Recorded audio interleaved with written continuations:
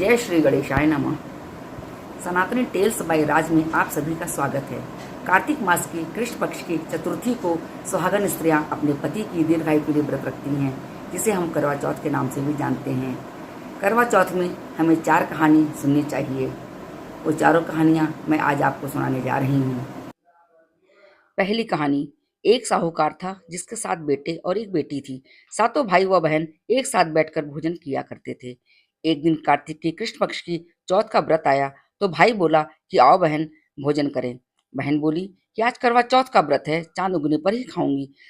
तब भाइयों ने सोचा कि चांद उगने तक बहन भूखी रहेगी, तो एक भाई ने दिया जलाया, दूसरे भाई ने चलनी लेकर उसे ढका और नकली चांद दिखाकर बहन से कहने लगा कि चल चांद उगाया है, अर्घ दे ले। बहन अपनी भाभीयों से कहने लगी कि चलो अर्घ दे, तो भाभीयां बोली तुम्हारा चांद उगा होगा, हमारा चांद तो रात को उगेगा। बहन ने अकेले ही अर्घ दे दिया और खाना खाने लगी तो पहले ही गिलास में बाल आ गया, दूसरे गिलास में कंकड़ आया और तीसरे गिलास मुंह तक किया तो उसके ससुराल से संदेशा आया कि उसका पति बहुत बीमार है, जल्दी भेजो। माँ ने जब लड़की को विदा किया तो कहा कि रास्ते में जो भी मिले उसके पांव लगना और जो कोई सुहाग का आशीष दे तो उसके पल्ले में गांठ लगाकर उसे कुछ रुपए दे देना। बहन जब भाइयों से विदा हुई तो रास्ते में जो भी मिला उसने यही आशीष दी कि तुम 7 भाइयों के बहन, तुम्हारे भाई सुखी रहें और तुम उनका सुख देखो। सुहा का आशीष किसी ने भी नहीं दिया। जब वह ससुराल पहुंची तो दरवाजे पर उसकी छोटी ननद खड़ी थी। वह उसके भी पांव लगी तो उसने कहा कि सुहागिन रहो, सपूती हो। बहन ने यह सुनकर पल्ले में गांठ बांधी और ननद को सोने का सिक्का दिया। जब भीतर गई तो सास ने कहा कि पति धरती पर पड़ा है, तो वह उसके पास जाकर उसकी सेवा करने के लिए बैठ गई। बाद में सास ने दासी के हाथ बची कुची रोटी भेज दी। इस प्रकार से समय बीतते बीतते मृगशिर मार्गशीर्ष की चौथ आई तो चौथ माता बोली करवा ले भाइयों की प्यारी बहन करवा ले। लेकिन जब उसे चौथ माता नहीं दिखलाई दी तो वह बोली हे माता, आपने मुझे सुहाग उजाड़ा है तो आप ही मेरा उद्धार करोगी, आपको मेरा सुहाग देना पड़ेगा। तब उस चौथ माता ने बताया कि पौष की चौथ आएगी, वह मेरे से बड़ी है, उसे ही सब कहना, वही तुम्हारा सुहाग वापस कर देगी। पौष की चौथ आकर चली गई, माघ की चली गई, फाल्गुन की चली गई, चैत्र वैशाख जेठ आषाढ़ और श्रावण भादो की सभी चौथ आई और यही कहकर चली गई कि आगे वाली को कहना। असौज की चौथ आई तो उसने बताया कि तुम पर कार्तिक की चौथ नाराज है, उसी ने तुम्हारा सुहाग लिया है, वही वापस कर सकती है, वही आएगी तो पांव पकड़कर विनती करना, यह बताकर भी वह चली गई। जब कार्तिक की चौथ आई तो वह गुस्से में बोली भाइयों की प्यारी करवा ले, दिन में चांद उगाने वाली करवा ले, व्रत का खंडन करने वाली करवा ले, भूखी करवा ले। यह सुनकर वह चौथ माता को देखकर उसके पांव पकड़कर गिड़गिड़ाने लगी, हे चौथ माता, मेरा सुहाग तुम्हारे हाथों में है, आप ही मुझे सुहागिन करे। तो माता बोली पापिन हत्यारिन, मेरे पांव पकड़कर क्यों बैठ गई। तब वह बोली जो मुझसे भूल हुई है उसे क्षमा कर दो, अब भूल नहीं करूंगी। तो चौथ माता ने प्रसन्न होकर आंखों से काजल, नाखूनों में से मेहंदी और टीके में से रोली लेकर छोटी उंगली से उसके आदमी पर छींटा दिया तो वह उठकर बैठ गया और बोला कि आज मैं बहुत सोया।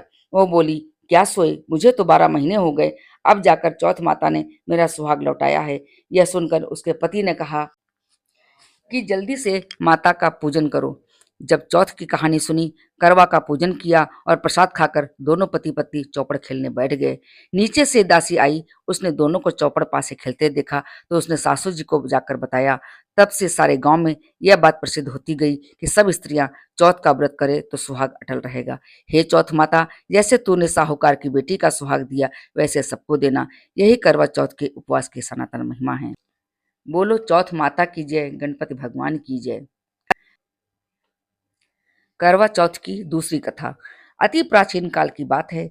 एक बार पांडु पुत्र अर्जुन तप करने के लिए नीलगिरी पर्वत पर चले गए तो पीछे से द्रौपदी को बड़ी चिंता होने लगी कि कहीं अर्जुन की तपस्या में कोई विघ्न न डाले, क्योंकि पांडवों के अनेक शत्रु थे। इस प्रकार द्रौपदी ने शोक विवल हो श्री कृष्ण की आराधना की। श्री कृष्ण उपस्थित हुए और पूछा, कहो क्या कष्ट है तुम्हें।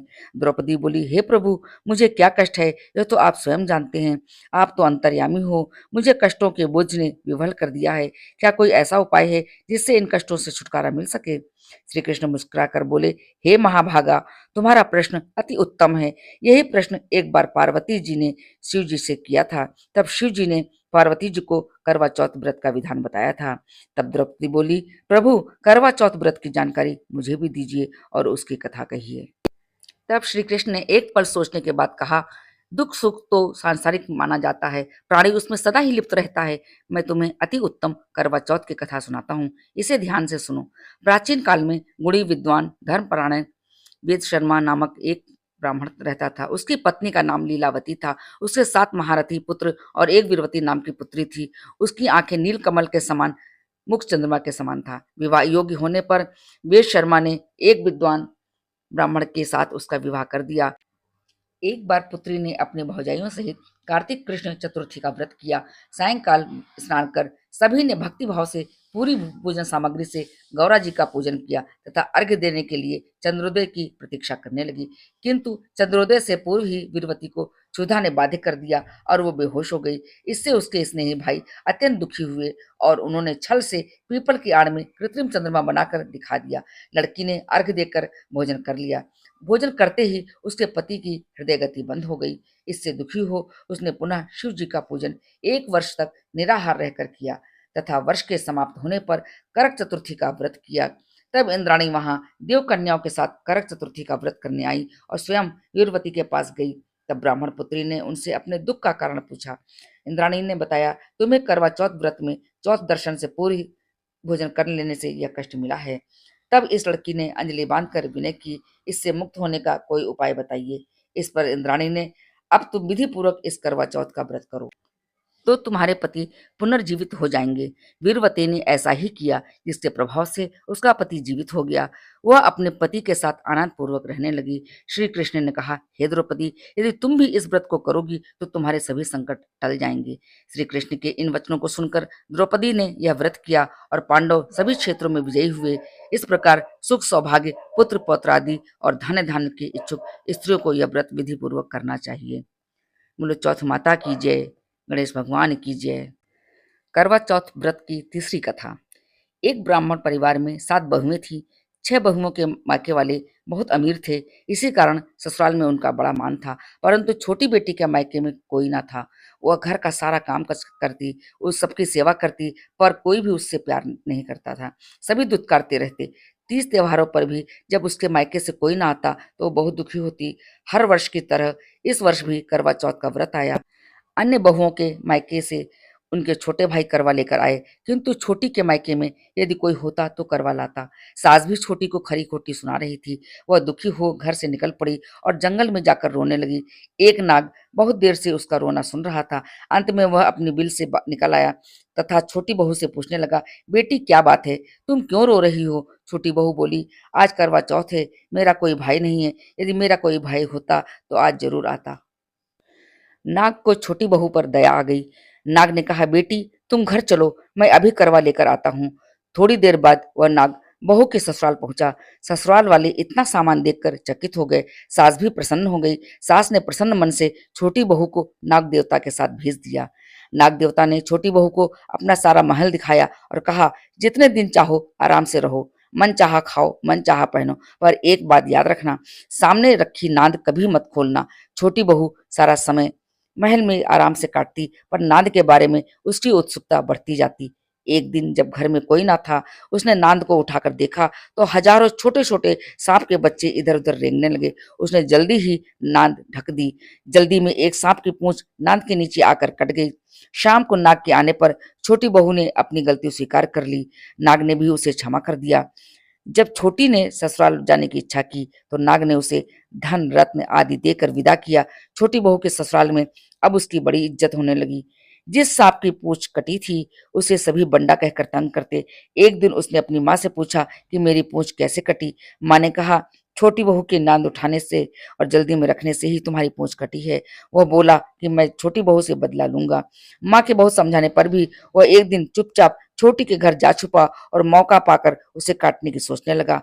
वहां छोटी बहू उसकी सास में किसी बात पर बहस हो रही थी तो छोटी कसम खाकर कह रही थी कि मैंने ऐसा नहीं किया, मुझे बंडा भैया से प्यारा कोई नहीं है। उन्हीं की कसम खाकर कहती हूँ कि मैंने ऐसा नहीं किया। बंडा भाई ने जब सुना तो सोचने लगा कि जो बहन मुझसे इतना प्यार करती है मैं उसे ही काटने आया हूँ। वह चुपचाप घर चला गया। माँ ने पूछा, ले आए बहन से बदला? वो कहने लगा, माँ बहन से कैसा बदला? तभी से बंडा भाई व छोटी बहन हुए।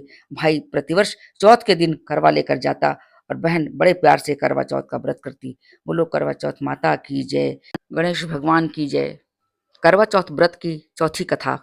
प्राचीन काल में करवा नाम की एक पतिव्रता स्त्री अपने पति के साथ नदी किनारे एक गांव में रहती थी। कार्तिक मास के कृष्ण पक्ष की चतुर्थी के दिन उसका पति नदी में स्नान करने के लिए गया। स्नान करते समय एक मगर ने उसका पैर पकड़ लिया। वह करवा करवा नाम लेकर जोर जोर से अपनी पत्नी को पुकारने लगा। उसकी आवाज सुनकर उसकी पत्नी दौड़कर आई और उसने मगर को कच्चे धागे से बांध दिया।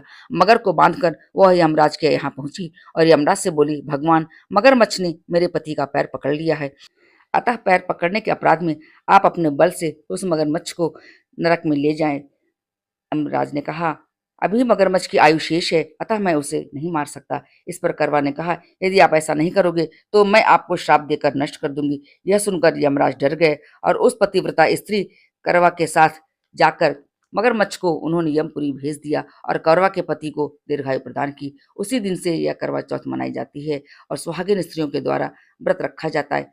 हे करवा माता, जैसे तुमने अपने पति की रक्षा की, वैसे सबके पतियों की रक्षा करना। बोलो करवा माता की जय, गणेश भगवान की जय।